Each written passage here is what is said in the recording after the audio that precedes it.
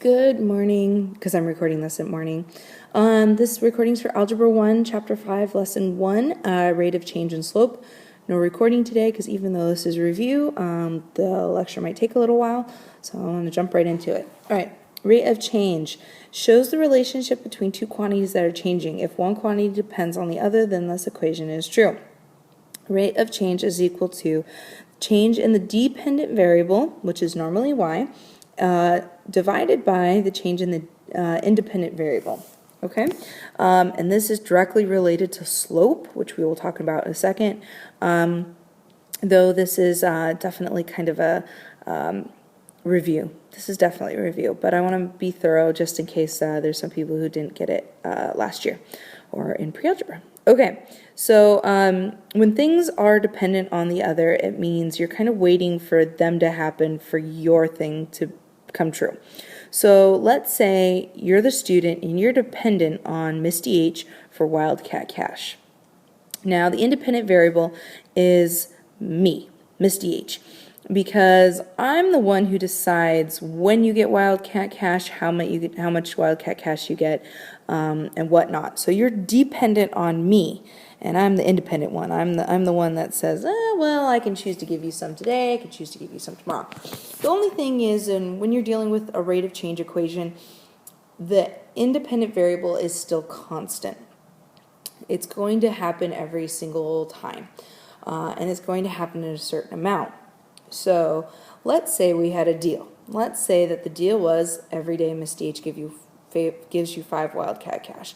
Now this is not a deal between you and me just because I put it in a recording, okay? This is just an example. So every day I give you 5 Wildcat Cash. You're dependent on me to give it to you, but every day I've just happened to give you 5 Wildcat Cash. So on the first day you have 5 Wildcat Cash. The second day you have 10 Wildcat Cash because on the second day I gave you another 5. So as long as you haven't spent it, you have the 5 from Monday and you have the 5 from Tuesday. So on Wednesday you have 15, Thursday you have 20, and on Friday you have 25. So the rate of change is that every day you get 5 Wildcat Cash. That's the rate of change. And the independent and dependent variable. Okay. So if we were to find the rate of change, we can do it, and we usually find the difference. So if the day is the x, which is the independent variable, and the y is the dependent variable, and that's cost, if we're finding the rate of change from day 5 to day 2, we would say, all right, well, the dependent variable is how much money you get. Well, on day 5, you got 120. On day 2, you got 75. So this is the y, this is the independent, or excuse me, the dependent. And then the independent is the number of days. Well, on day 5 is when I gave you the 120, and on day 2 is when I gave you the 75. Do the subtraction, you're going to end up with 45 over 3, which means it's a difference of $15. So every day you're adding $15.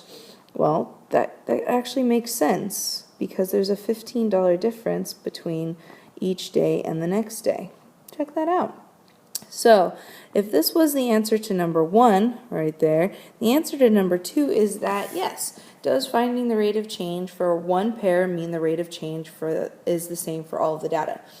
For everything you're going to probably do for me tonight, yes, it is the same. Every once in a while they're going to throw you off and there's going to be something different, and then you're just not going to have a constant rate of change. Something might vary at some point. But for this case, yeah. Finding one of the rate of change for two of the pairs or one of the pairs is going to give you the rate of change for all of the pairs. Okay, so we can use rate of change to describe slope, the slope of the line, because the slope is actually the rate of change. Where you can use the coordinates. The only thing that you guys really need to keep an eye on is that these numbers here are actually coordinates, and well, there too. So the numbers that you need to fill into this formula, y2 minus y1 over x2 minus x1 equals slope, is information you can pull off here. So if you look back at this previous slide, I can actually make ordered pairs where the days are x and the y's are cost. So the first day was 60, The second day was 75. The third day was 90. All right, so these would be like f of x. So if you could actually figure out the function rule based on this information and using it and coordinate plane. So this is how that relates back to the previous chapter. But if we have it here, you know, I can have, you know, the points, and they're going to plug in. So the stuff in this box is going to come from one coordinate, and the stuff in this box is going to come from the other coordinate. All right, and it doesn't really matter which coordinate goes in which box as long as the y's go above the x that came from the same coordinate. All right, it's very important that that happens. It doesn't matter which one you pick, but it matters that it happens, that it's y over the x and then the y over the x. All right, and yeah, we'll do this. So we'll keep going. I like to make it so that it comes out positive to some degree if I have a choice in the matter. Sometimes you can't help it, but if you can like simplify it a little just based on how you set up, it will save you in the long run, so then you don't have to remember, oh yeah, a negative over a negative is positive, and just set it up so that it comes out positive to begin with. That's up to you, your choice. It's just something I prefer to do to save myself some headache in the long run. All right, next slide. So let's go ahead and make some points for this. So if I were to go through and label this, this point would be 4 200, 3 150, 2 100, and 150. So these points are obviously points on a graph, and I can use them to determine the slope. And the slope is if you connect all the dots, right? So I'm going to go ahead and use that one and that one. Okay, so I'm going to take the y first, so that would be 200, and I'm going to subtract the y from the other point. So 200 minus 100, and this is all divided by 4, which is the x, minus the other x. And here's the big thing, guys. It's always subtraction. Always subtraction. You are always subtracting the x's, and you're always subtracting the y's. So let's go ahead and do some quick math. 200 minus 100 is 100. 4 minus 2 is 2. And then simplify. 100 divided by 2 is 50. So for each day, we're increasing by 50. And notice how it's positive. We'll talk a little bit about this more. But for each day I go up, as I can even simplify this as 50 over 1, where 50 is the dollars and 1 is the days. Because remember, this actually came from the day information, and this came from the dollar information. For every day, I'm going to go up $50. So if I start at day 0 and I go to day 1, I'm going up $50 and over one day. Up $50 and over one day. Up $50 and over one day. Up 50 over one day. And that describes the slope. And we'll talk more about the up and over on the next lesson. All right, I'm going to keep chugging on. All right, so if I wanted to find the slope, and I already did this one because I was having a graphing issue the last time I tried to make this video, we're going to graph these points. So this is the point A using -2, 1, and this is the point B, which is 3, 4. And I want to find the slope. Maybe I don't want to just start looking at it and figuring out the slope. I want to do this mathematically. So I'm going to take the y's, and I'm going to subtract them, and I'm going to choose to make this the first one, and that the second one. Okay, so y2 is 4, y1 is 1, x2 is 3, and I'm subtracting x1. So see, guys, how subtraction really does play a part in this, because I can add the opposite here, and it's really going to be 4 minus 1, which is 3, and 3 plus positive 2, which is 5. So that's the slope. And just from like the previous one, if I go up 3, 1, 2, 3, and to the right 5, because it's positive 1, 2, 3, 4, 5, I'm going to get to the next point, which means this line does go on forever. The arrows aren't just there to look pretty. Well, they don't look pretty anymore, but the lines, the arrows there are to say this line goes on forever. So if I continue the slope, I would be able to find the next line, the next number on the line. So if I go up 3, though I'm going to be running off my graph, 1, 2, 3, 4, 5, The next point is somewhere over here. So only because I ran off my coordinate plane. It would be over there if I had a nicer plane, right? It's going to go over forever, and you can see the next points on the line that would be exactly on the line, all right? But again, you could plug in this number into what would be the function rule for these 2 points, and it would work as well, all right? All right, moving on. Okay, so just a reminder, if a slope has a numerator of 0, basically you did some subtraction and you ended up with something like this, 0 over 2. If you ended up with a slope that has 0 on top and a number on the bottom, that's what we call something that has a 0 slope. And that's actually that one. So let's see here. Let me see if I can move this.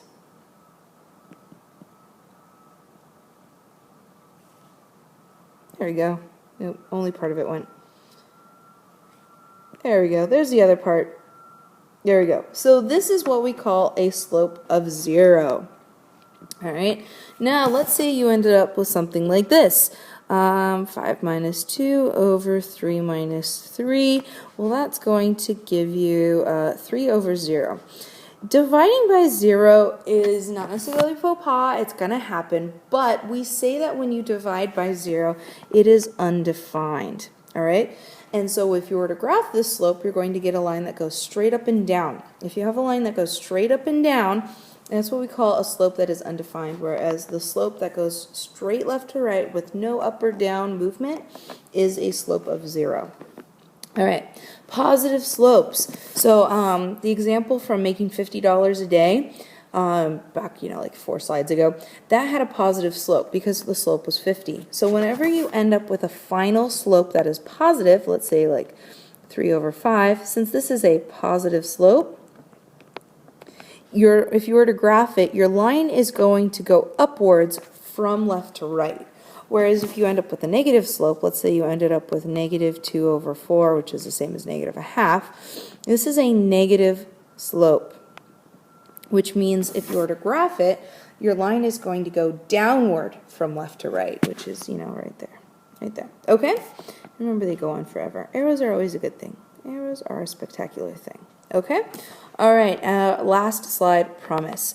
So if we were to go ahead and graph these things, and graph them based on a point and a slope information, we need to start at this starting point. So let's say the starting point was -2, -2, and I'm not going to do both of these. You guys should technically know how to do this. This is review. So I'm not going to do both of them here. All right, so say we're starting at the point -2, -2, and we're told the slope is 3. What is 3 as a fraction? Well, that's 3 over 1. Now, the numerator is always going to tell you your up and down motion. Okay? The up and down motion, it's up if it's a positive 3, and it's down if it's a negative 3. Okay? Maybe I should do both. Anyway, the top number tells you up and down motion, whereas the bottom number is going to tell you left and right motion. So if it's positive number, the bottom is positive, you're going to go right. If it's negative, you're going to go left. So since I've got a positive 3, I'm going to go up 3, and since it was a positive 1, I'm going to go right 1. All right? So I start at my point, and I'm going to go up 3, 1, 2, 3, right? 1, 2, 3. Then I'm going to go to the right 1. So that's the next point on my graph. And I could actually continue this. I can go up 3 to the right 1. That is the next point on my graph. And then I can connect the dots. Okay? All right. And then obviously I'm just going to quickly graph the second one because I'm sure you guys are tired. Here's the point, 2, -3. So 1, 2, 2, -3. 2, -3. And I've got a slope of -1, 3. And -1, 3 can look like this. It can look like this. Or it can look like this. It is your choice. Your choice. You can make it any one of these. And just know that one of the numbers, either the numerator or the denominator, has to be negative. So I'm going to go ahead and graph that one. I'm going to be a little crazy and graph that one. Okay, well, it doesn't really matter which one. You still be crazy. It's cool. Okay, so since the top number is positive, I'm going to go up 1. And since the bottom one's negative, I'm going to go to the left 3. So I'm going to go up 1 to the left 3. So there's the next point on the line. I'm not going to do all of them because I'm sure you guys know it goes on forever. Because again, this is review, and I'm going to stop. Because this is long and it's review, so I'm just going to stop. All right, let me know if you have any questions. Bye.